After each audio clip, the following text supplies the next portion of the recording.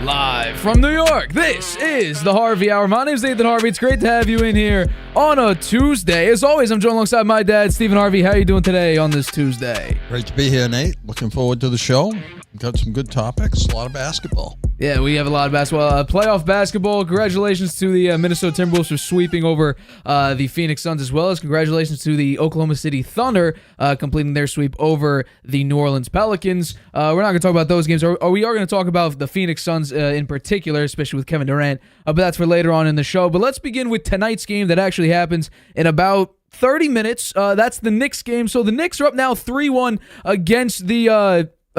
Excuse me, let me bring up the topic here. Up again, 3-1 against the Philadelphia 76ers. They're eyeing back-to-back conference semifinal appearances, the first time since 1999 to the 2000 season, with a win in Game 5 tonight.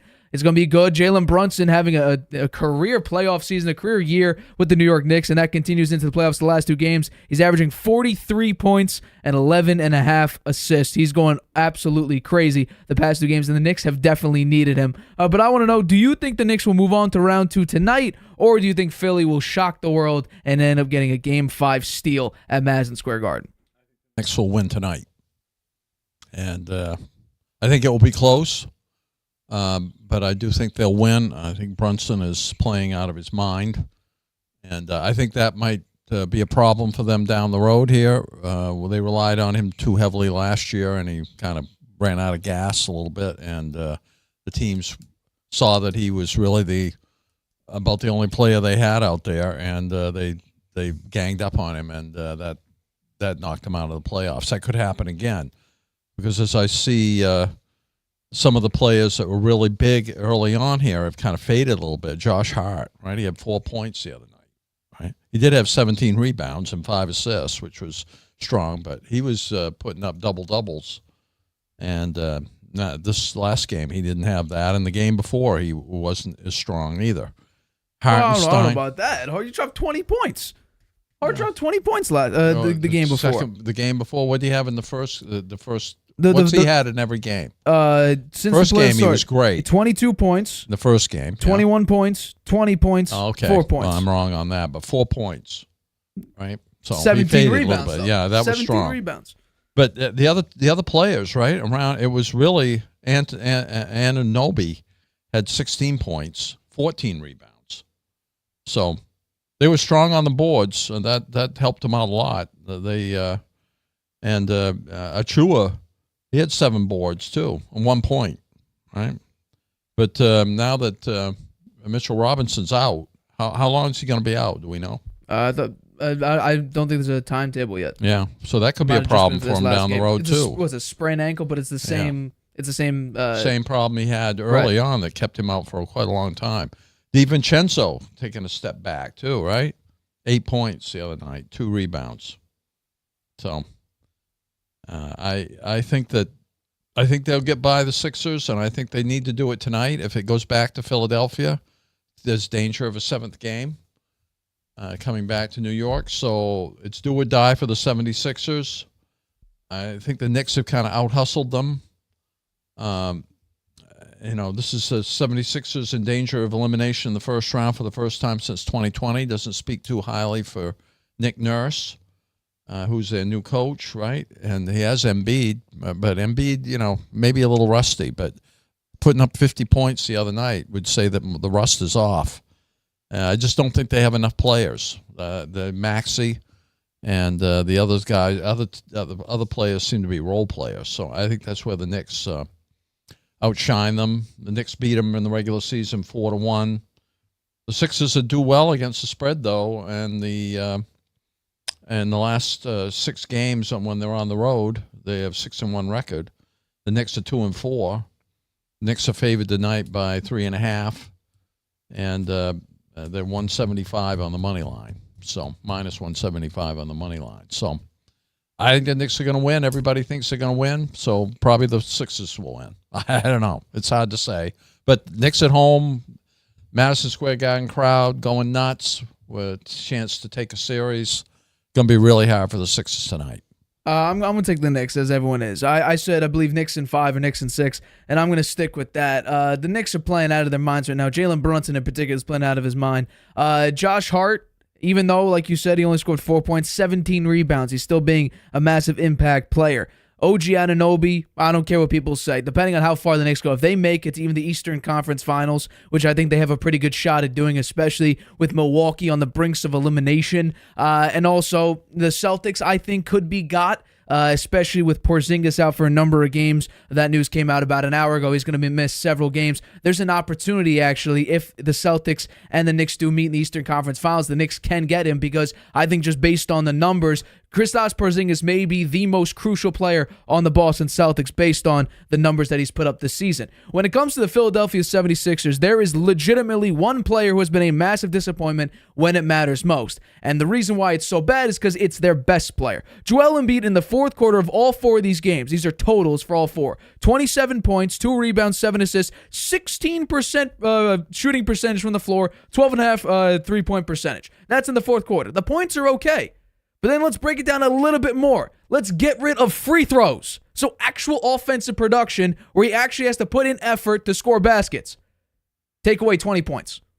7 points in the fourth quarter with him actually shooting the basketball. 20 points come from free throws. Then you had a massive fourth quarter where he had 15 points, and I think 12 of those came from free throws alone. So Joel Embiid in the fourth quarter has been horrible, absolutely horrible. Where the Knicks could take over and seal this series, lock it up, is in the third quarter. The one time that the 76ers dominated in the third quarter was when they won 125-114. They outscored the Knicks 43-27 in the third quarter. And a lot of these teams we saw with the Denver Nuggets the entire series with the Lakers.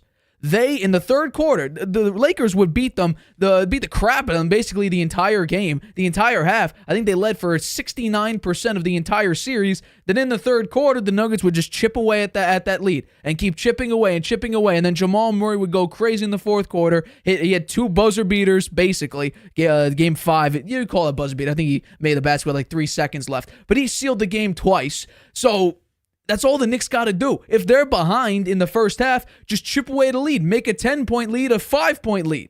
And then all of a sudden in the fourth quarter, Jalen Brunson does his thing. Hartenstein, massive impact on the boards and offensively, even defensively. He is one of the Knicks' best players, I believe, in the entirety of the NBA. And of course, out of qualified players. He's third in offensive rating. Defensive rating, I'm pretty sure he's top 10 as well. So I know a lot of people thought Hartenstein going into this season, we were talking about a trade, a massive trade. Who could the Knicks trade for? Donovan Mitchell, maybe. Trade deadline. People didn't want to get Julius Randle. I know we got criticized from that when I was talking about a trade. Why would you get rid of Julius Randle? They need a guy. Hartenstein. Hartenstein stepped up in his role, and especially with Mitchell Robinson out dealing with an injury, and then Julius Randle dealing with an injury. He had to step up, and he did a beautiful job at that. So I am taking the Knicks here completely. They are the better team. They want it more. I mean, Philadelphia was filled with MVP chants for Jalen Brunson. Meanwhile, their guy, Joel Embiid, if you make him a qualified player for points per game, average, I think, 33 points a game. And yet all of a sudden it's Jalen Brunson getting the MVP chance. And I don't think really he has a shot at winning MVP. It's going to be Jokic. And I think, honestly, Luka Doncic has a very, very strong argument in the MVP race. And I think a lot of people would say, well, if you look at the numbers, his volume of scoring, his shooting, I think, he has a really, really good shot, especially the Vegas odds. I think they're still minus 7,000 in favor of Jokic. That's pushing it a little bit. But I do think, Brunson has made himself an MVP case. He won't really get any votes. He might get a couple first place votes, but he is playing out of his mind. And in the past 2 games, like I mentioned in the beginning of this, he's averaging 43 points and 11.5 assists compared to barely shooting the ball at all. He's made like the 24 points, 22 points in the first 2 games. They were on volume shooting alone. He had 24 points with 27 shots. That's not that great. He made 8 shots. While he did have 8 rebounds or 8 assists, that's good, but we needed to see more Jalen Brunson offense, and that's what we got.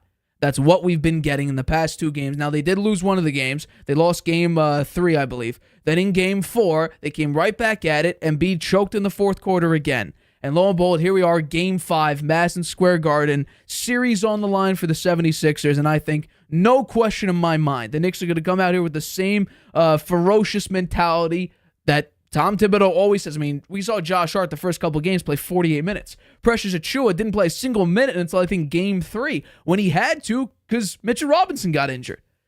So I think we're going to see a very, very strong Knicks team here. I think with, the depth is definitely dwindling because Bojan Bogdanovic is going to be out for the rest of the season with his injury that he sustained in game 4. So the depth of the Knicks is very, very little. And I think what we're going to need to see here, in order for them to genuinely win this game and make it look good, we're going to need to see a similar performance from Deuce McBride that we had in Game 1, where his three-point shooting was basically lights out when he went 5 of 7 from 3 in Game 1. That's what we're going to need to see. Otherwise, I'm afraid Joel Embiid and Tyrese Maxey, they'll get into some sort of rhythm where the Knicks can't catch up. But I do expect them to win this game because they are the better team. They want it more. And Joel Embiid in the fourth quarter, like I brought up, you take away his free throws, he's horrible. Less than 2 points in the fourth quarter. Yeah, well, I think they gang up on him in the fourth quarter too, because they know they're going to have to go to him because the 76ers really only have 2, maybe 2.5 players, right? They have Embiid and Maxey and maybe Oubre, who had 19 points in Game 4. So I think for the 76ers to win, they got to take a little pressure off of Embiid. They know they're going to him. And he and Maxey, the 2 players that have produced for the 76ers. They need somebody else to step up and have a big game. Oubre did that in Game 4, but the 76ers still lost. Part of it related to what you just described. Embiid not being able to get much done in the fourth quarter, just shooting free throws. Right. Maybe Lowry can step up. He's done pretty well in terms of assists and rebounds. And he had 7 points in the last game, 7, 5, 7 in terms of his stat line.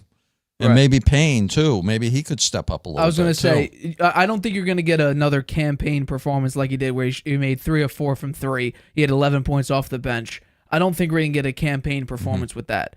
I think Kyle Lowry could be interesting because we saw it last year when Lowry was on the Heat. We saw it against the Celtics. We saw it against the Knicks. When he gets that 3-stroke going, he can make 28-foot shots like it's nothing. Yeah. Now, last game, I believe he shot 1 of 6 from 3, so he doesn't have the production anymore. He's Nick Nurse's boy. I mean, he was there when they won the championship for the Raptors, and Nurse was the coach. He needs to try to get a little more mileage out of Lowry here. Well, I mean, and this is it. Do or die. He's 37 years old. I don't think. I mean, how much mileage do you expect? Okay, well, this is an elimination game. That's true. He's going to have to have him on the floor and tell him, you got to step up here, guy.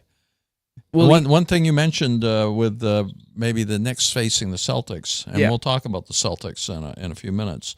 But the Celtics were 21-4 without Porzingis this year. So 21-4. 21-4. So. They can win without him, but his injury doesn't sound like it's going to keep him out of the rest of the playoffs, right? I mean, it says several games was the report. Several games. There was no true timetable. He might be out for the next game. I don't think it's one game. I don't think. Oh, okay. With the Heat, and then the first game in the next series. There's a little rest between the two. They're definitely going to try to win that game, the next game against the Heat, so they get a little rest, right? So they can get out of it in 5. and they'll get a few days off, and that would help Porzingis. So I think one other thing, I think the Knicks have to start strong tonight. They started poorly against the Sixers in the last game. They were down 10 after the first quarter. They came back to being only down 2 in the second quarter. They went up by 3. They went up by 1 at the end of the third quarter. Wound up up 5 at the end. So maybe they need to start a little stronger. As you say, if Maxey and Embiid get into a rhythm, it could be a problem. So I think it'll be a close game. I think that losing Bogdanovich is an issue for the Knicks down the road. Here, their bench depth is pretty thin, particularly given Mitchell Robinson is out. So we'll have to see what happens. It'll be fun to watch. I think the biggest problem with the Knicks right now is that depth, because Bojan Bogdanović, he had a pretty decent series so far. Now he got hurt. He played 1 minute in Game 4. But we're talking about like 5-6 points. Game 1, he had 13 points. Like, he can score. He get it a couple nice threes. But, he's not going to be a game changer. I think we might see Alec Burks go out there, because they're going to need somebody out there. With, Mitchell Robinson's status, he's not going to be 100%. And that's where I think the Knicks could actually be, they could play into their strengths. And Embiid's still not 100%. And that's why I think let him get into his rhythm. Let him put all the effort in the first 2 quarters. And then all you got to do is body him up down in the paint, force him out, force him to take tough shots. They're, like I mentioned before, playing a little bit dirty with Embiid taking, having that's why the other Mitchell players Robinson step on him. That's which is weird. That's why the other players have to step Kick up him in the midsection, so that they're not leaning on Embiid so much. They need to distribute the ball more and get some of the other players involved here. It can't be a 2-man game for them to win. And I honestly, we saw that with the Suns. We saw Devin Booker and KD in Game 4, I think, combined for 82 points. Not a single other player on the Suns had 10-plus points.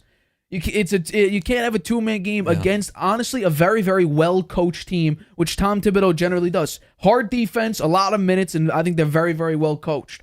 You can't have a 2-man game against them. It's very, very difficult to succeed. Got to watch out he doesn't burn out Jalen Brunson. And also Josh Hart. Josh Hart's playing large minutes. Yeah. Very, very large. So, honestly, Knicks have to... I'll give you this. They got to start off hot, so then you can put in a little bit of your bench. Jericho Sims, he may get some playing time, although he's probable. You need some sort of cool-down period. That's why, maybe 5 games, like the Celtics, like the Knicks.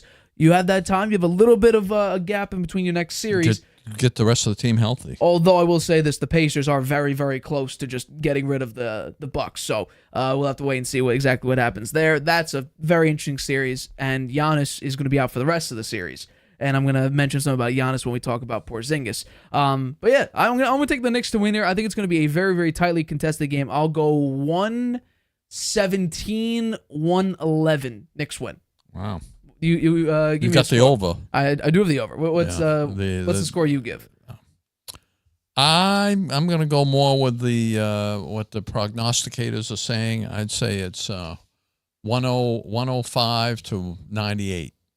Okay, not bad. All right, go Knicks, Madison Square Garden, Mecca of basketball. We have them moving on to round 2. Let's get into our next topic here. So the Dallas Cowboys, after not really signing anyone in free agency and thinking that they're going to draft a running back and not really doing so, signing one in free agency, they decided to go with a reunion. Ezekiel Elliott is re-signing with the Dallas Cowboys on a 1-year, $3 million deal, $2 million guaranteed. I don't know what exactly they're thinking here, but they do need a running back. They have 4 on the current roster, and Ezekiel Elliott, according to the instant depth chart based on ESPN, Ezekiel Elliott will be the starting running back in front of Rico Dowell and Deuce Vaughn. So, and also Royce Freeman, they signed him for. That's the running back they signed in free agency. So I want to know, what do you think the impact Zeke will have on the Cowboys this upcoming season? I think he'll get a lot of playing time, given what else they have for running backs.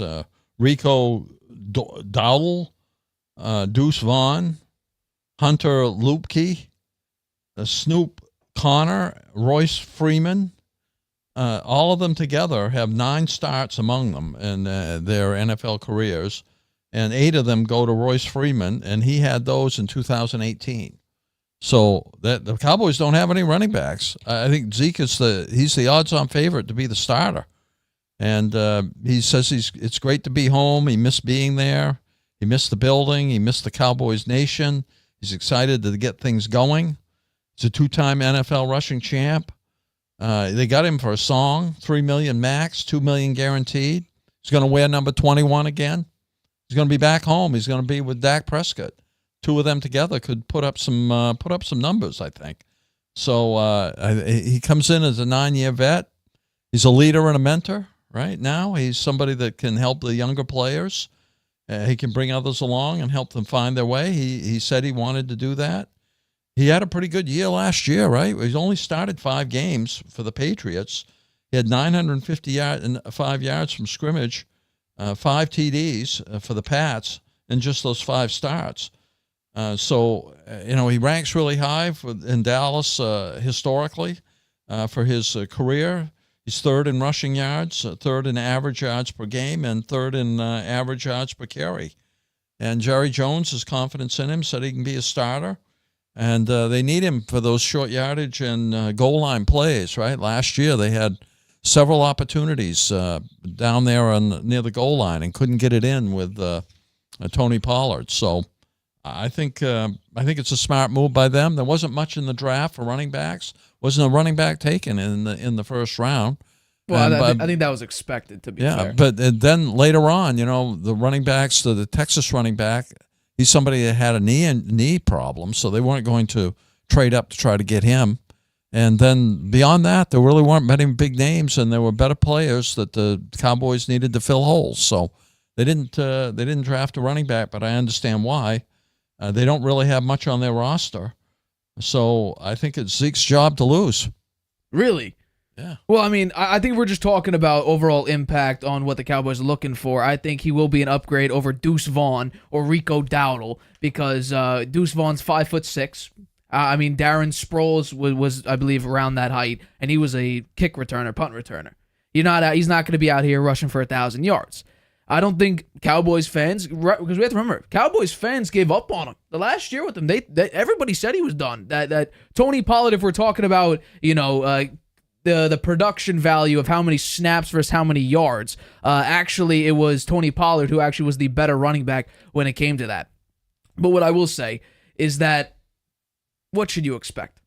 You should expect Ezekiel Elliott to play like a running back 2 or 3 because I guess he's going to be 29 years old in this season. You should not expect him to go out and rush for 1,000 yards. You should be expecting kind of what the Patriots gave him, which is a running back 2, a complimentary back. He's not going to rush for 1,000 yards. He might get double-digit rushing touchdowns because I think he's big enough to go, within the 5-yard line, hand it off to him. He'll power through one of the defensive tackles and he'll score a touchdown.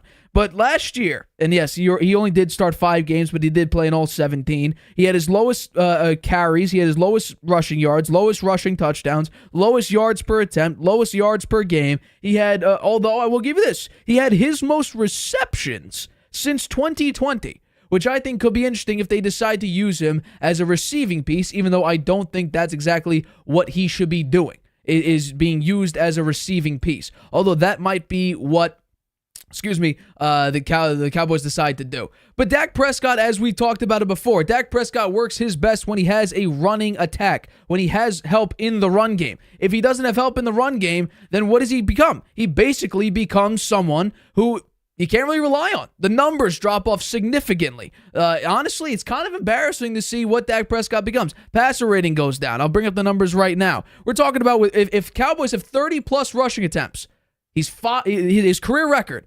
53-7. Sub-30 rushing attempts, 20-34. If his team has 100-plus rushing yards in a game, they're 64-17. Under 100 rushing yards, 9-24. Single-digit wins. Well, with those stats out there, it makes you wonder why they didn't really try to get a great running back in there.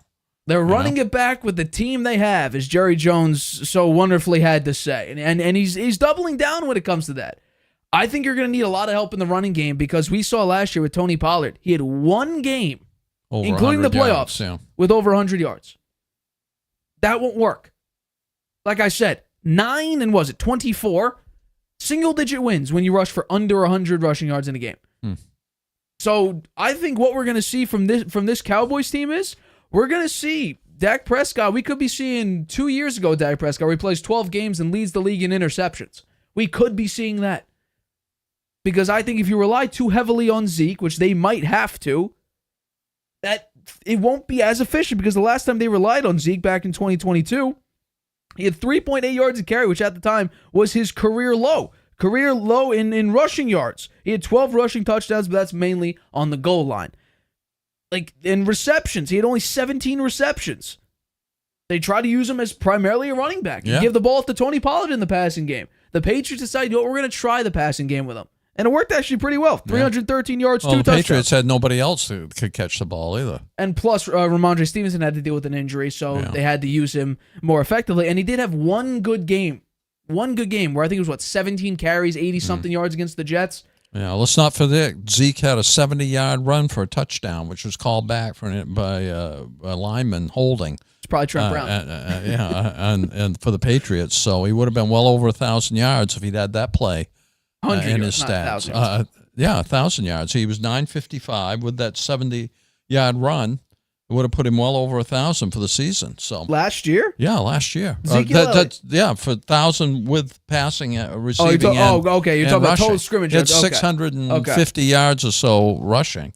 Yeah, 642 rushing. 42 rushing, right? So yards from scrimmage. Okay, I'll give you that. He only started 5 games. I think the guy still got gas in the tank. But we're not talking about he's high octane, high motor. No, we're talking about we're talking 2014 Dodge Charger. It's okay. It still runs. We're not talking about a Hellcat. We're not talking about a Dodge Demon out here, 800 horsepower, plowing through guys. That's more for like Bijan Robinson, the type of new running backs out here. I still think Derrick Henry could be very, very efficient, very, very dominant. I'm surprised the Cowboys didn't try to get him. I mean, that's what I mean. It makes no sense. The Cowboys. I thought the Cowboys were going to get Barkley. You thought? Saquon. A lot of people. I think you actually had Saquon going to the Cowboys. Yeah. I would have thought they would have gotten him. I don't know. I don't understand the Cowboys. I do think it was smart to bring back Elliott, but I think that the trade deadline isn't until November 5th, and the free agency is still open. So maybe they'll pick up another running back along the way here. They might have to, although that would probably mean. I mean, right now they have 4 currently on the depth chart according to ESPN. Ezekiel Elliott being your running back 1. Yeah. Will he have a couple nice games? What was his best season? His rookie season, 1,631 yards, 15 rushing touchdowns, 108 yards per game. Not bad. It's incredible. Absolutely incredible. And somehow... His second year, he just about as well, right? No. He only played 10 games. He had 900... That was year 3, 2018. He had 1,434 yards, only 6 rushing touchdowns. Although his yards per game went from 108 to 98 to 95. I mean, it's decreased year to year, but still, 95 plus yards per carry. Not bad. Not per game. Not bad. No, it's incredible. So I don't think that Zeke is dead. That Zeke is long gone. You're not going to get 95 yards per game from Ezekiel Elliott. I don't care how good the offensive line is, because the Cowboys have always had really good offensive lines. I don't care. It's just the fact that he's now going on 29 years old in the NFL for running backs. That's a decently aged player. Yeah. Because as the problem with running backs, and somewhat even partially with wide receivers, quarterbacks, no. You come into the league, that's your prime. You're a rookie to year 4, that's your prime. And that's why running backs don't get second contracts a lot, unless you have some sort of asset to your game that is catching the ball out of the backfield. Mostly irreplaceable.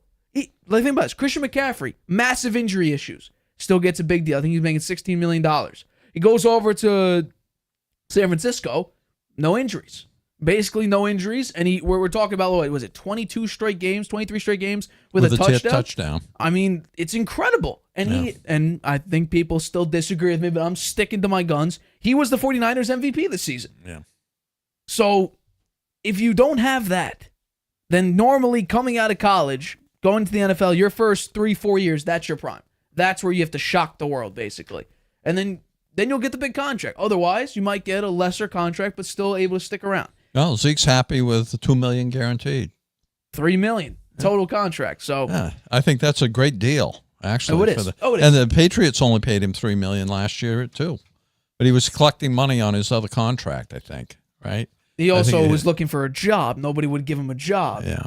Because he might have wanted to get paid and then realize the market it's not offering you a big deal, and he had to settle. And he played pretty well.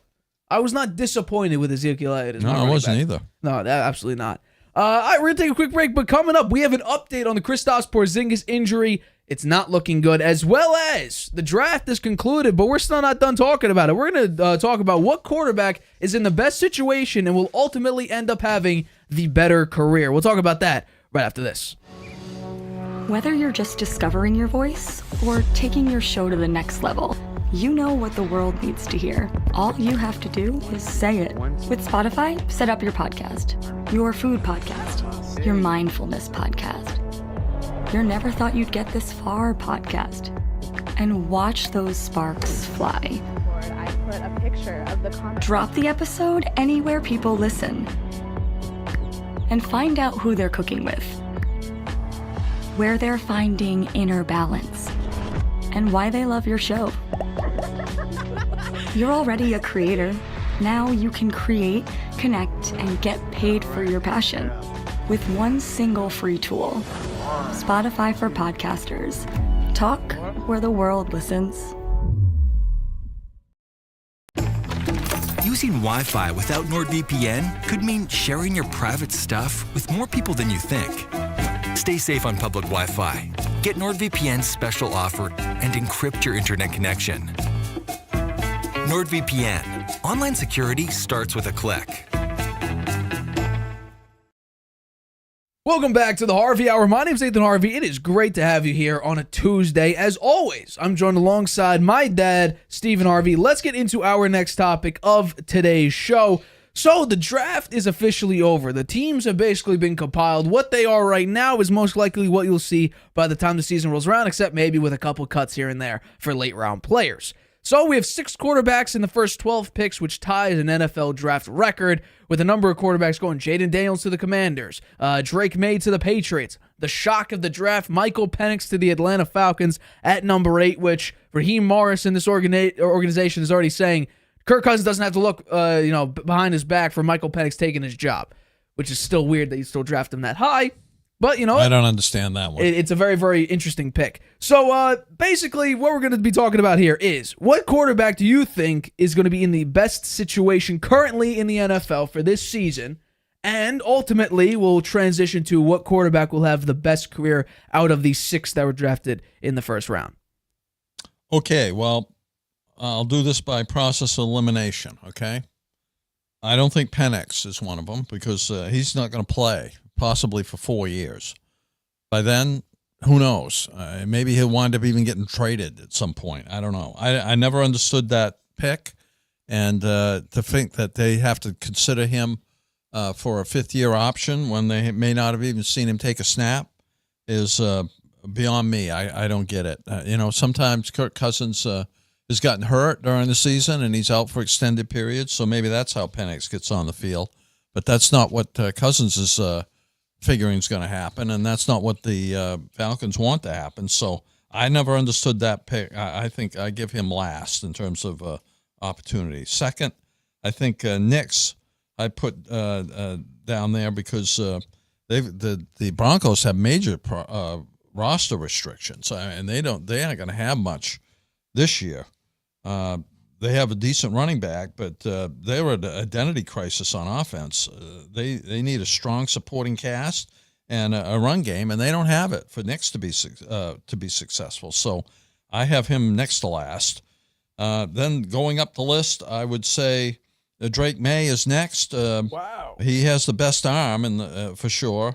He's prototypical size, and he's gifted physically.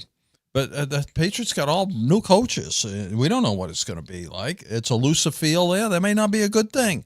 The discipline could be an issue for some of these players that were under Belichick, and now they say, hey, wait a minute. Wow, this is a freebie here. I'm not held accountable.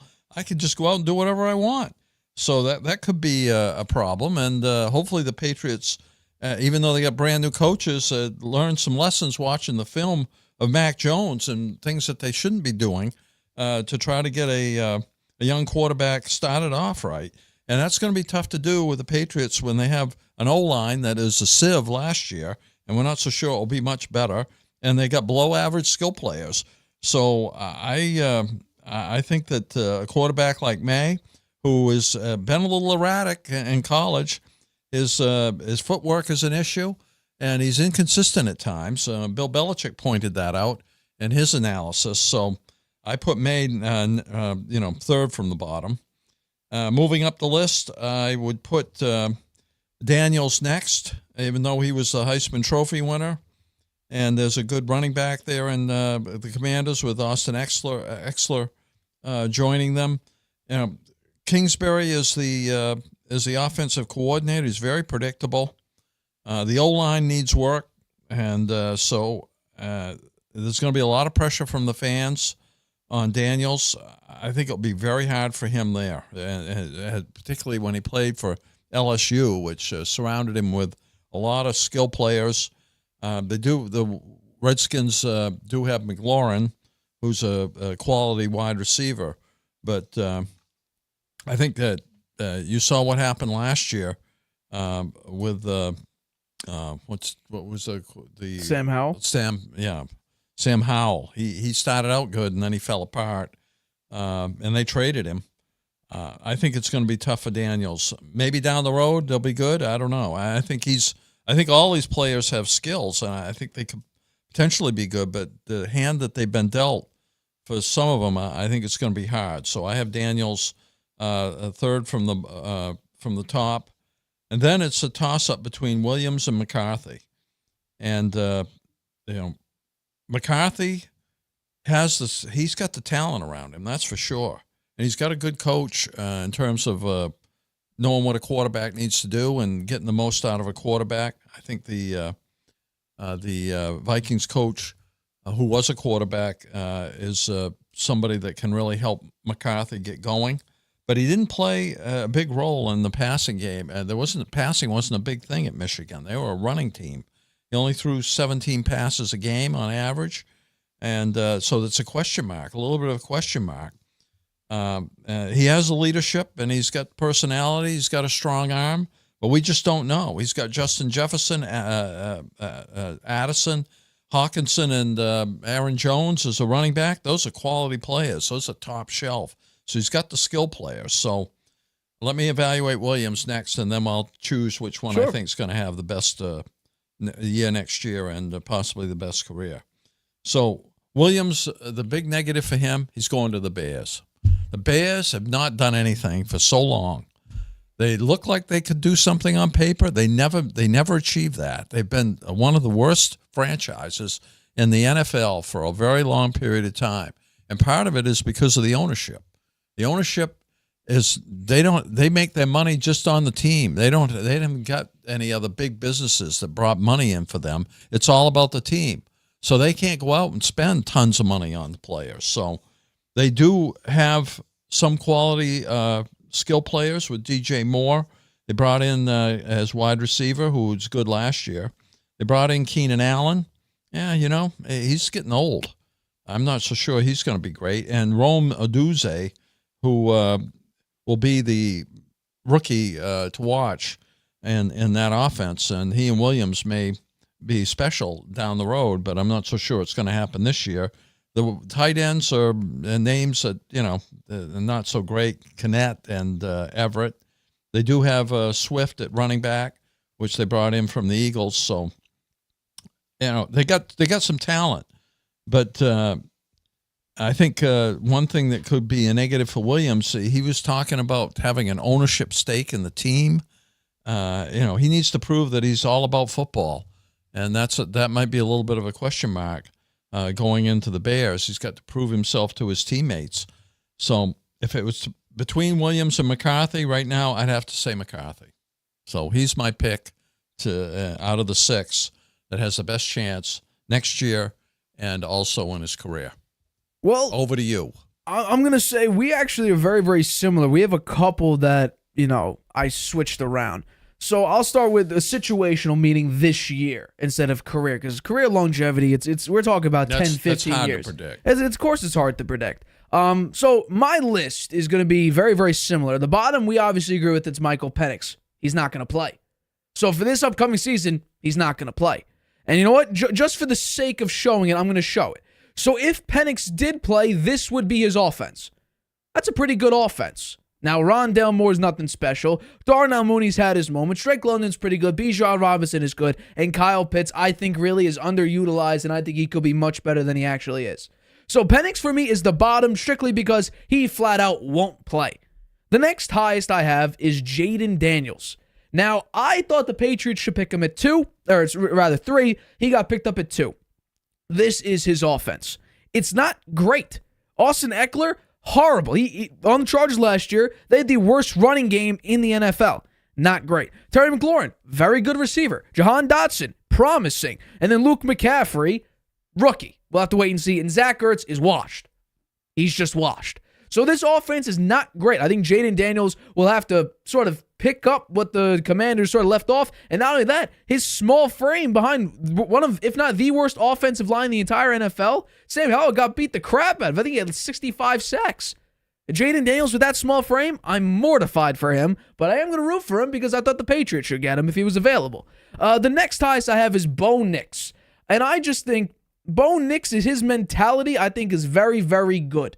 And that's why I think he might have, the third worst, so what, 4th overall best situation in this upcoming season. Obviously, Javonte Williams, if he can stay healthy, he's a pretty good running back. Cortland Sutton, pretty good receiver. Josh Reynolds, got him from the Lions. He's a pretty good receiver as well. Marvin Mims, not great, but here's the massive one. They got his old buddy from Oregon, Troy Franklin. I think that connection could be something special. Now, currently, according to ESPN, he's the 5th wide receiver on the depth chart. I think he's going to move up throughout the training camp and OTAs and stuff like that. He'll move up. Marvin Williams was promising, though. He had a couple of very, very nice moments. And then Adam Trautman, I don't think he's anything too special. So, offensively, at least weapons-wise, not horrible. The next highest, I'm going to give it to him. Drake May. I'm saying Drake May is the 3rd highest, or will have the 3rd best season out of these rookie quarterbacks. The offense is not bad. Not bad at all. Drake May, very, very strong arm, although he still needs to work on a lot of things. People ripped on me for my amazing Drake May take comparing the scouting reports of Mac Jones. If you come into the NFL with similar problems as Mac Jones, we have to see improvement, because what we saw is from Mac Jones, and Drake May's coming to the NFL with those same problems. I'm a little bit worried. Not calling him a bad quarterback. I'm rooting for him. Like I said, I expect the Patriots to have 6 wins. Ramondre Stevenson, if he can stay healthy, that's great. Antonio Gibson, running back 2, not bad. Kendrick Bourne, I said that they should pick him up during free agency. They re-signed him. Demario Douglas, short guy, slot guy, not going to be great, not going to beat you. Can he have shifty route running? He can. I like him. He played well last season, but if he's going to have 500 yards and lead your team in receiving yards, that's a problem. Massive problem. And then Jalen Polk, their 2nd-round pick, promising wide receiver, played at Washington. Not bad at all. Don't hate the pick. So there we go. And then Hunter Henry, tight end, also a great pickup. Number 2, I'm going to agree with you. I think it will be Caleb Williams, just because, I mean, if we're comparing the two teams, DeAndre Swift, Keenan Allen, DJ Moore, Rome Odunze, Cole Kmet, you're sleeping on Cole Kmet. Phenomenal season, according to, based on just the fact that they're the Bears. Justin Fields was throwing him the football. He's not a great quarterback, not even a really good quarterback. He still ended up having 719 yards. Honestly, at that draft, I thought the Patriots should draft him. I believe it was the 2020 draft, if I'm not mistaken.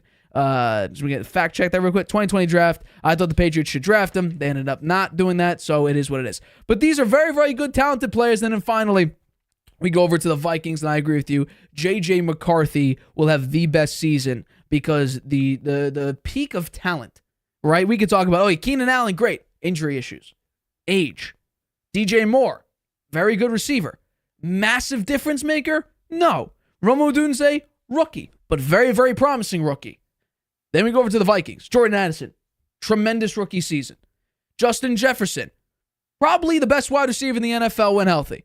Aaron Jones, very, very capable running back. Brandon Powell, don't hate him, don't love him, he's okay. And then TJ Hawkinson, very, very good tight end. Very good tight end. So if we're talking about strictly going off of just this season alone, the 2024-2025 season, J.J. McCarthy, Caleb Williams, Drake May, Bo Nix, Jaden Daniels, and Michael Penix. I don't think Michael Penix is going to have a great career anyway, because his career starts when he's 27, 28 years old. Mm-hmm. So we agree on McCarthy. And I think that there's something to be learned from the wilted remains of the 2021 draft class, where 5 of the first 15 were quarterbacks: Lawrence, Wilson, Trey Lance, Justin Fields, and Mac Jones. Only one of them remains a starter. The others all traded for low draft picks. You look at the ones that didn't make it, which are all but Trevor Lawrence, and even he has been a little shaky at times. Poor coaching, patchwork offensive line, substandard supporting cast. And you've got that in some of these other quarterbacks that we just talked about, where 6 out of 12 were six out of the first 12 picks were quarterbacks. It's the first time ever. And we'll see what happens. I think that you can learn a lot from the 2021 class for those that failed. It's not all about the quarterback. It's got to be about the supporting cast. And some of these teams, particularly May, Knicks, Daniels, the supporting casts are not so great. I'll say this too. I'm pretty sure not a single one of these teams, or I know definitely today because it came out, Mac Jones' fifth-year option did not get picked up by the Jaguars, so he will be a free agent next year unless the Jaguars re-sign him. Trevor Lawrence, his fifth-year option did get picked up. Trey Lance has, and I don't think Justin Fields has as well.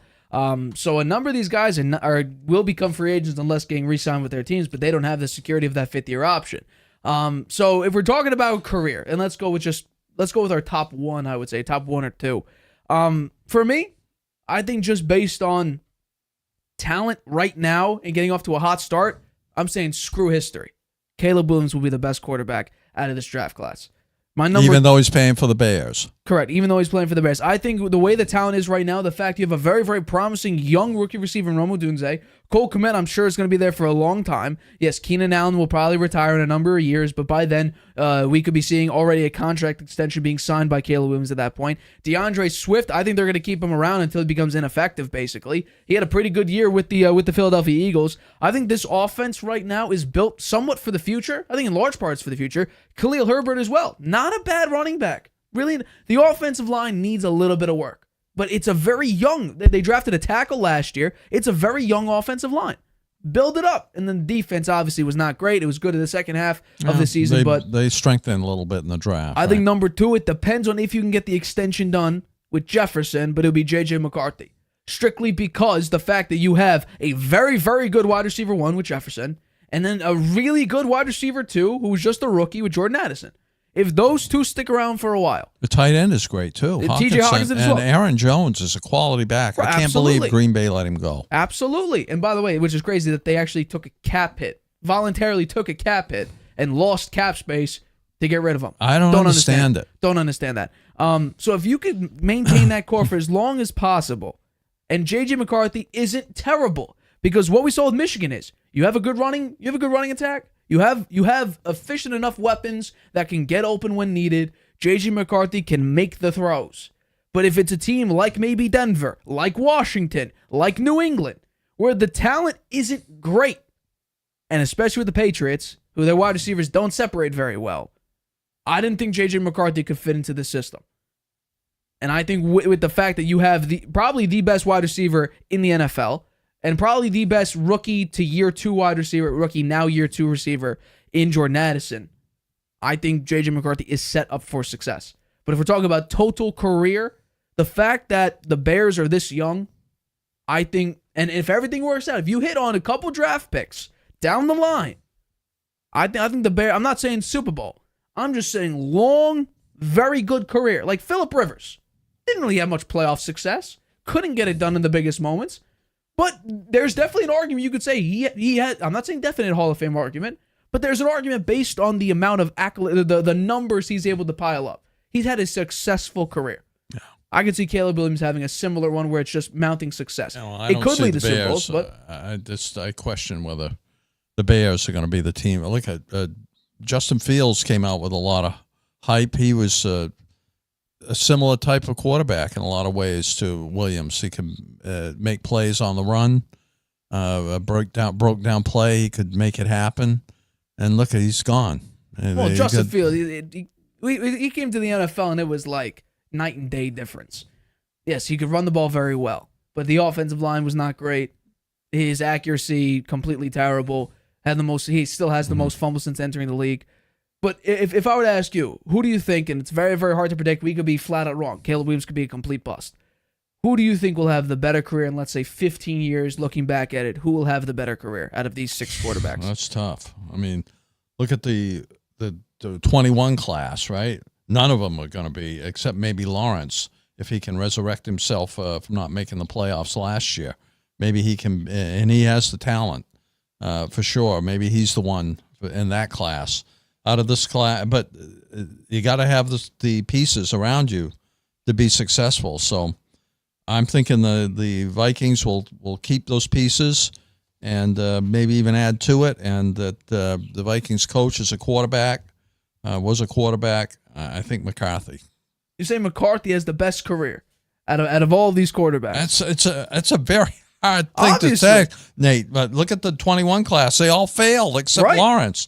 So maybe these guys may all be busts. I don't know. It's hard to say. Of course. But looking at the talent around them and the fact that the Vikings have had success getting to the playoffs, I think that McCarthy is the one I would pick. He plays indoors. Minnesota's not a cold weather team anymore. It's been a long time since they played outdoors. I don't know. That's my pick. I could be totally wrong. Well, I think the one that's a definite, there's no way you could tell right now, is Michael Penix. There is a 0% chance you could tell how his career will end up because he won't play for at least 2, if you don't want to be in somewhat cap hell, 3 years. Yeah, unless Cousins gets hurt. Right, and then we're going to see action. And not only that, by the time Penix goes out there, let's say they don't want to be an absolute cap hell and spend $25 million of dead cap on Kirk Cousins. Most of your offense, most of these players will need to be signed to extensions or they'll be gone because they'll be a free agent the previous year. Extension, 5th-year option, or already gone. So you won't be able to sign these guys. So you have to hit on draft picks, which based on what they just did, I don't know if you could do. You drafted a quarterback at number 8 when your defense, pass rush-wise, was ranked 27th. You need an edge rusher. You let go of some of your best interior defenders, and you let them go. You had to get something on the defensive line, and you didn't do that at all.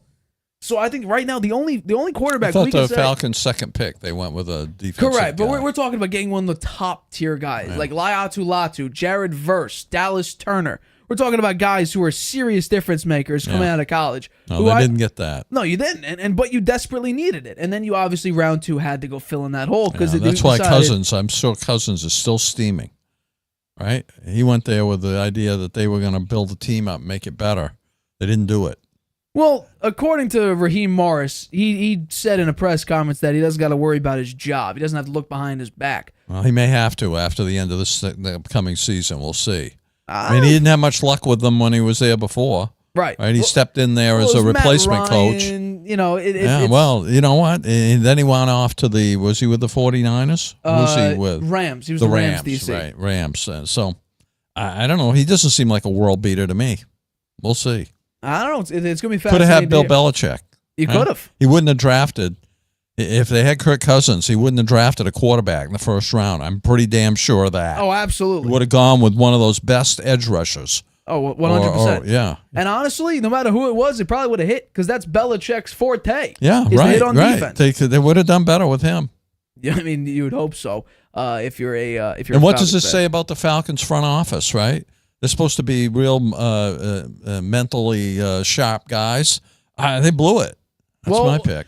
I mean, obviously, there's no way to fully tell unless, like you said, Kirk Cousins gets hurt, or we wait 3 years until we see him. Yeah, he could be the best quarterback in this draft class, but there is literally no way to tell unless he plays, and that might not happen for a very, very long time. Yeah. So we'll have to wait and see. All right, let's get into our next topic here. Let's go back to the association because the Celtics, Derek White, 38 points, set a career playoff high.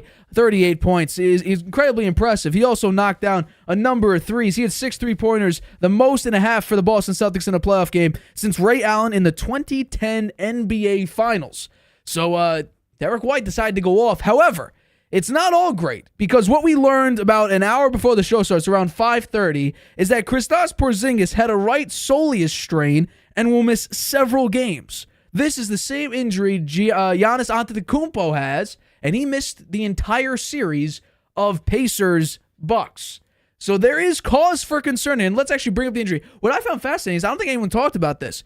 Literally, the possession before this injury happened, he actually boxed out, I think it's Tyler Hero. He twisted his ankle. He twisted his ankle. This is a little bit of slow-mo. Twisted it. And then on the very next play, this happened. A non-contact, as we found out, right soleus strain. Ankle that he twisted? It's a calf on the same foot? No. He twisted his left ankle, this injury on his right calf. Oh. So, Porzingis will miss a number of games. However, they were able to get the win over the Miami Heat in a 102-88, I'd say domination, because at one point they were up all the way 28 points. But I want to know, were you impressed with the Celtics' performance last night? Yeah, you got to be. I mean, they did what they had to do.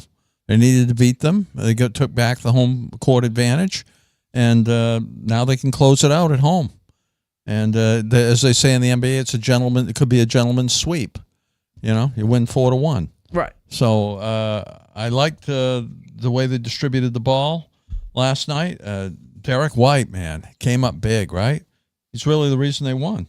38 points, 4 rebounds, 3 assists. The other players, the big two, Brown and Tatum.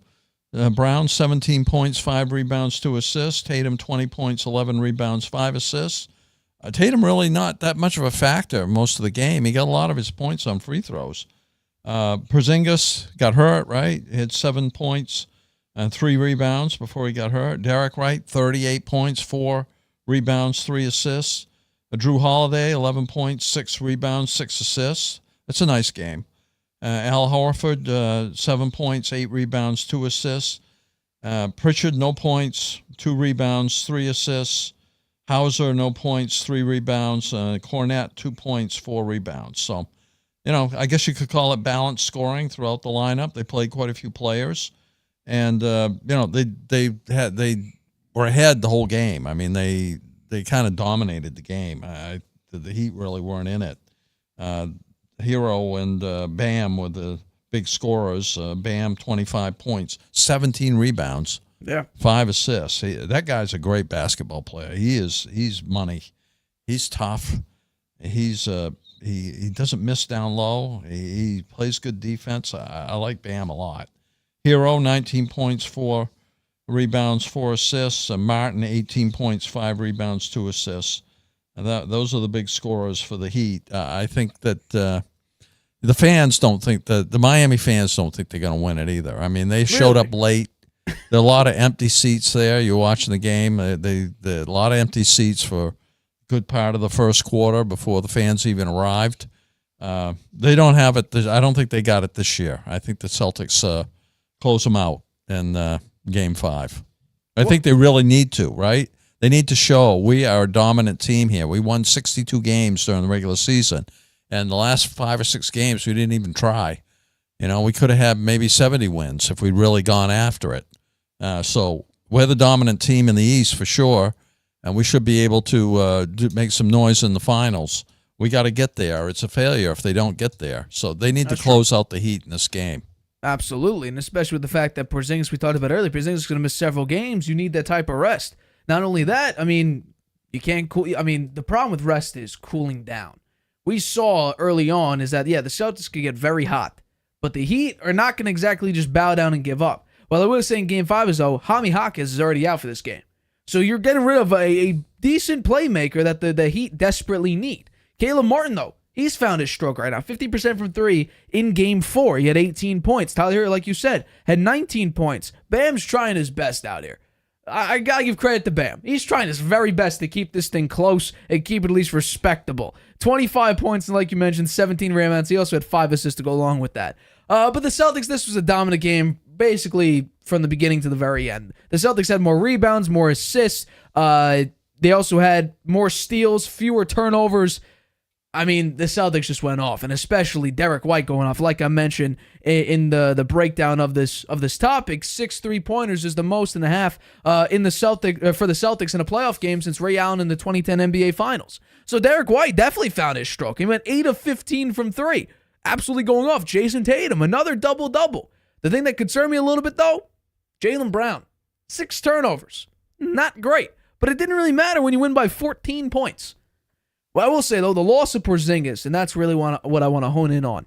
The loss of Porzingis, I think, is going to be very, very big because let's say they play the Magic or the Cavaliers. The Cavaliers scare the crap out of me just because what they did to the Celtics during the regular season, up by, I think, 20 in the fourth quarter, and somehow you lose that game. That's what I'm a little bit nervous about. Porzingis is second.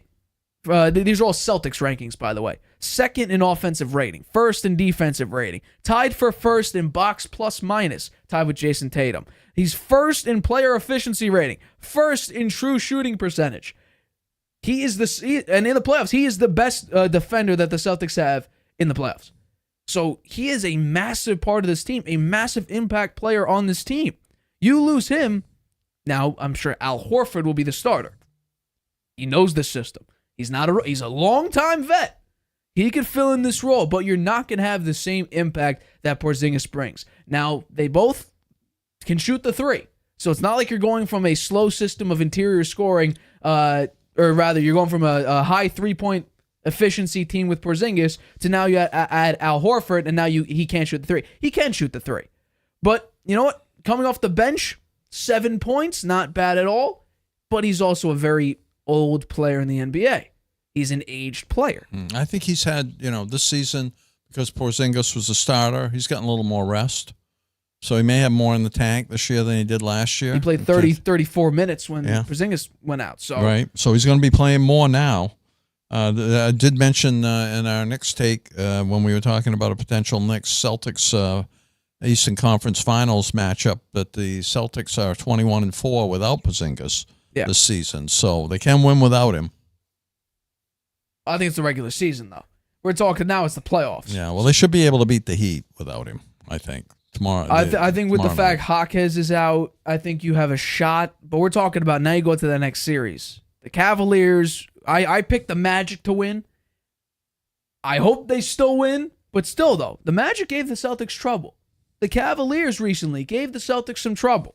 So it's not like this is going to be a walk in the park. Even against the Heat, you go into this series like, oh, recent history tells us the Heat are still going to be in the series. And then we see just the fact that, they had one horrible game where nothing really worked. Mm-hmm. And, besides that point, they've been pretty damn good. Celtics' secret weapon, Derek White.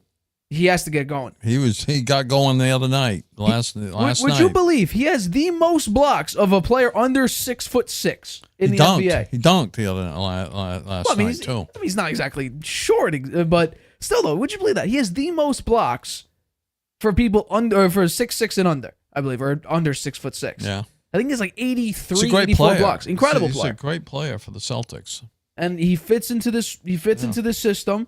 Drew Holiday's a good player too. He's 11, 6, and 6 there, and a great defensive player. Offensively, though, not great. He doesn't take that many shots, right? He had 11 points. Yeah, 11 points. Yeah, he 6 rebounds, 6 assists too. Well, that's what I'm saying. He's defensive and rebounding. Like for instance, Al Horford, 8 rebounds. That's pretty good. I'll take that. 6 assists is pretty good too, I think. Absolutely. Right? I'm not going to disagree with that at all. He had most assists on the team. I'm not disagreeing with you whatsoever. Well, yeah, I'm not disagreeing with you whatsoever. Drew Holiday fits his role beautifully. They needed a point guard, and you know what? He has that similar type as Marcus Smart, a defensive point guard, but I think he's a little bit better than Smart when it comes to just pure playmaking. Yeah. He's not as quick. Oh, he's not as quick. I mean, he's also much older than Marcus Smart is. Well, he got a 4-year extension. He did. So he might not be over quite yet. And then Porzingis, during the regular season, his impact with the Celtics was insane. So I think we're going to have to wait and see just how big the loss is. Their game, I believe, is tomorrow. So we'll have to wait and see how the Celtics do without Kristaps Porzingis. All right, but coming up, we're going to take another very, very quick break, about a 20-second break. But after the break, is KD's career actually a massive disappointment? We'll talk about that right after this. Using Wi-Fi without NordVPN could mean sharing your private stuff with more people than you think. Stay safe on public Wi-Fi. Get NordVPN's special offer and encrypt your internet connection. NordVPN. Online security starts with a click. Welcome back to the Harvey Hour. My name is Nathan Harvey. As always, I'm joined alongside my dad, Stephen Harvey. Let's get into our last topic of today's show. So the Phoenix Suns got swept by the Minnesota Timberwolves after a 122-116 Game 4 loss. KD and Devin Booker combined for 82 points, while any other player on the Suns, pick anyone you want, Didn't get into double digits whatsoever. This was just bad. This is bad all around. However, it's another season, another part of KD's playoff legacy that falls far short than what you expected to be just with how great of a player KD has been throughout his entire career. But I want to know, after this sweep, is KD's legacy as a whole throughout his entire career, and especially with these recent playoff losses, is his career tarnished? No. Oh. I don't think his career is tarnished. I think he suffers from being on a team that has $206 million salaries for the players, $104 million in luxury tax, and they have no depth. They have three players: Booker, KD, and Beal. And Beal came up small. A lot was counted on for him, and he didn't. He really didn't deliver. And they got rid of Chris Paul. They got rid of Monty Williams as their coach. They brought in what's his name? Frank Vogel, the head coach? Vogel, right? Yeah. After a lot of interviews with other people, it was a tough choice. They brought in Vogel. I just think the ownership screwed up the team. I don't think it's KD's fault. KD's big mistake was he didn't stay with the Warriors. Should have stayed with the Warriors, would have had at least 2 more championships, and that would have heightened his career, but I don't think his career is tarnished by this getting knocked out of the playoffs here because the Suns they only have 3 players. Yeah, no, I'm going to completely agree with you with that. I'm going with yes. I'm going to say yes. KD's career is tarnished. But am I saying he's a horrible player? No. Huh. He's not a horrible player. Nowhere my near. God. Does he deserve to be a top 75 player in the NBA? Obviously, yes. Is he one of the NBA's greatest players? If you want to put him in the top 20, is he a top 20 player all time? I think he definitely has a case. However, I think if we're talking about legacy, put him up against the all-time greats when it comes to success, I think this is where he diminishes so far below a lot of these great players. How about this? I'll twist it a little bit. Maybe not tarnished. Has his career been a disappointment when it comes to accolades? 1,000% yes. Well, given the way it started, I would say yes, because he had 2 finals MVPs with the Warriors. Yeah. And he was their player. I mean, he shined over Steph Curry, I think. I mean, Curry's a big name, and Curry changed the game of basketball with his 3-point shooting. But I think when KD was there, he was the number 1 player for them. Oh, I'm sure. And why he was statistically, upset yeah. with them, I never figured that out. I don't understand it. Was a Draymond Green thing, supposedly. He called him a B, and then they got into an argument, and that's why he left. I will say this, though. Now what we're hearing from this organization, well, KD, he's saying that Frank Vogel is a horrible coach because he didn't drop enough plays for him, and he would just sort of relegate him into the corner. Frank Vogel comes out and says the front office wouldn't let him get a point guard for his team. This is the quote, according to Chris Hayes. Frank Vogel wanted a point guard on that roster, and the front office believed that bringing a point guard would take the ball out of the hands of Bradley Beal, Devin Booker, and Kevin Durant. That's crazy. Every team needs a point guard. That was also from the Dan Le Batard show. Yeah. This is where I think it's a massive disappointment because I think, honestly, with the amount of players KD has played with, he should have had maybe 3, 4, maybe 5 finals. Because these are the players that he played with.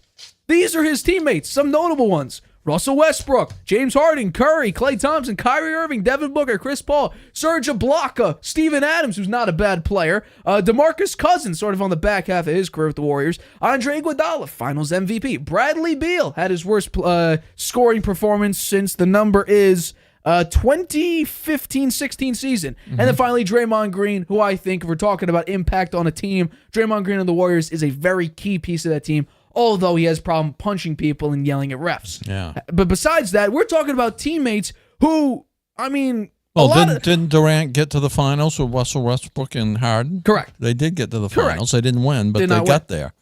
They got there. So, and then he decided to go with the Warriors, and he won 2 championships there. So he was on a roll. If he didn't get hurt, they would have won 3 straight. They would have beaten the Raptors. Yeah. They definitely would have. But we're talking about guys who, you go down this list, you throw a dart, Hall of Famer. No matter where you go, Hall of Famer, Hall of Famer, Hall of Famer. Yeah, maybe DeMarcus Cousins. Kyrie Irving, Stephen a head case. Adams, maybe. Kyrie Irving, a head case. I mean, right. With his time with the Nets was a disaster. That entire Nets experiment disaster. was the worst decision that he probably could have made. Leave the Warriors at that time. You just lost an NBA Finals because you got hurt. Come back when you're healthy, and let's go win this thing. That's the biggest mistake he's ever made. The in Suns his should career have stuck decision. with Monty Williams as their coach. I think that he was coach of the year one year with them. He won. Right. He kept winning 60 games. Yeah, Made it to an NBA Finals. Was yeah. up 2-0 against the Bucks Yeah. in the Finals, and then the Chris Paul syndrome, where he can't win an NBA Finals for the life of him for whatever reason. Yeah. That struck, and they couldn't get it done. Yeah, but I don't Giannis see. up to 50 You know games. what? I think he's in purgatory here. I don't think they're going to do much next year. Their structure and their salaries just won't allow it. I think he maybe ought to demand a trade. Well, that might be something that the Suns do on their own because their draft picks are basically zero. They don't have really any draft capital. They've got their luxury tax galore here. Right. Their salaries are over $200 million You bucks can't for even next build year. a team around the top three players. But those teammates, if we're talking about combined in their careers, KD has played with 10 assist titles winners, 5 from Chris Paul, 2 from James Harden, and 3 from Russell Westbrook, 2 steals titles champions, Steph Curry and Draymond Green, 2 blocks titles champions with Serge Ibaka, 4 triple-double seasons, Westbrook had all 4, and then 2 50-40-90 seasons, Steph Curry and Kyrie Irving. Well, you know what? He got done in by the head office in Oklahoma City when they traded Harden away. Right? He played another year with Westbrook. He and Westbrook together. Harden was gone. They should have hung on to him. They might have won the final. They might have won the championship with Oklahoma City. So I think he has no one to blame but himself because he could have stayed with the Warriors. Absolutely. But I don't think his career is tarnished by it. I think that you look at not only his NBA performance but playing in the Olympics. How good he played there, some of the shots he hit in those games, and he's one of the best players ever, for sure. I'm and he's not going to gonna be doubt remembered that that way, and he does have 2 rings. He does have 2 rings, but it's with the Warriors. Yeah. And that's where I think, think about this. If he rides out most of the rest of his career, let's say this is the second year off the Warriors. So he was with the Warriors from when he started back in, 2017, up until about 2021, 2022. You're telling me they can't win 2 other championships? You can't tell me they might win 3 other They championships? could have won maybe 3 or 4. And then after that, you could say, okay, I want to try new things. You go to Brooklyn or you stay with the Suns. No, you decided after 3 seasons, because, maybe you and Draymond Green's relationship wasn't the best, but hell, I don't care. How many wins do you have? Are you putting up wins? How many titles are you winning? A lot? Well, let's keep going. Yeah, you got hurt. Okay, and that's unfortunate. You wanted to experiment with your buddy, Kyrie Irving. Yeah, well, normally, you don't join your buddies. You normally give yourself challenges. Now, albeit, I'll give this, the Warriors kind of begged Kevin Durant to come after the 73-9 season. They went over to the Hamptons on Long Island, and they basically went on bended knee and said, hey, Kevin Durant, please, we need you to beat LeBron James. And then he did. Won 2 championships in a row. Could have won 3 against the Raptors. Decided to leave. That might be one of the biggest mistakes a player has made in sports history. By his own free will. Yeah. He wanted out. That might be one of the biggest mistakes a player in the 4 major sports has ever made in their career. My guess is he probably looks at it as a mistake now, too, given what happened this year. Yeah. I would completely agree with that. And since he left the Warriors, it's been a comedy of errors. Well, I'll also say this. The Suns are going backwards. Think about this. They went to the NBA Finals, right? They were up 2-0. Then following after that, Luka takes care of them. I think shocks them, actually. I think that was a massive upset. Then last year with Denver, they win 2 games because Kevin Durant and Devin Booker at home did literally everything to succeed. And then what do? You get rid of a lot of your good players. DeAndre Ayton leaves. You bring in Nurkic. You bring in Bradley Beal. And lo and behold, what happens after you bring in these new players and everything's exciting? You get swept. Now, I should have done this before the show, so I apologize. We actually, when we talked about this Kevin Durant trade, I think we talked about how big of an impact this will be. So by the next show, I'm gonna look back at that clip and I'll figure out, how right or wrong we were on what we think the Phoenix Suns would have been with Kevin Durant. Because I think the way stuff panned out, history might have told us that they should be. I think what we're saying about the Celtics, we actually said about the Suns, where they should be going deep in the playoffs. So I'll look back on that and I'll see exactly what our takes were, because I do not think we thought that the Suns would go over here winning multiple championships. I think we were more on the caution side, where it's like, well, history tells us Kevin Durant's not great. I picked the Suns. I thought they were going to win when they had got Durant and they had Chris Paul. Yeah. And they had Devin Booker. Man, I thought and Ayton. Right, I think that team is going to win it for sure. We had them going very far. In the fact they lost it, I was very surprised. I thought they would win it. Well, I'll give you this. You did win this portion of the bracket. You had, I think, Timberwolves in 6, if I'm not mistaken. I have the bracket somewhere here. I was on the very embarrassing side of this. I picked this series to go 4-0 the other way. I thought because the Suns swept the Timberwolves in the regular season that they'd do the exact same thing here, and I was very, very wrong. I think I'm right all the way so far, but there has only been a couple the series decided. I picked. Well, no, you're going to be wrong about the Bucks. You picked the Bucks to move on. It's not over yet though. They're down 3-1 without Giannis and without Dame Lillard. They're screwed. Oh, Lillard is out too? He's hurt. Yeah. And not only that, the Magic I think could come back. I picked Magic in 7, so you might lose that one. But we were right with the Thunder. Depending on how this game goes out, and by the way, an update for the Knicks game, they're down by 5, 26-21. We'll have to wait and see for that.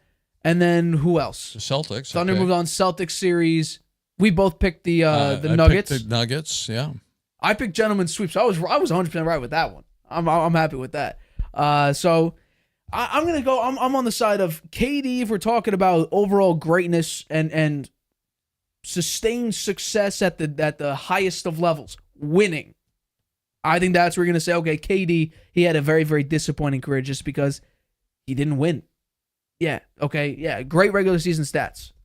But what did that amount to? Yes, 2 NBA championships. With the Many Warriors. players don't have that. He couldn't do it before Curry, and he really can't do it after. He got to the after. championship with Harden and Westbrook. He did, but they couldn't win. I believe, wasn't that if they kept Harden, they might have gotten back there.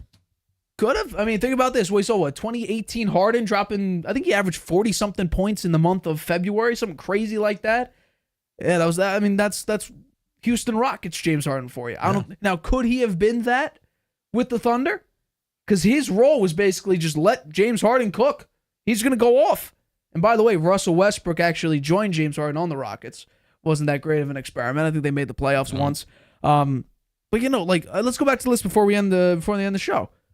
Hall of Famer. Maybe Hall of Famer with Clay. Kyrie, Hall of Famer. Devin Booker, young, but he's a very, very good player. Probably will be. Chris Paul, Hall of Famer. Serge Ibaka, probably not. Steven Adams, probably not. DeMarcus Cousins, probably not. Iguodala, no. Maybe. He has a Finals MVP.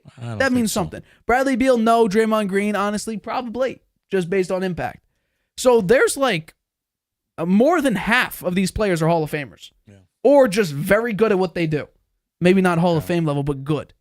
So you got to win more than that.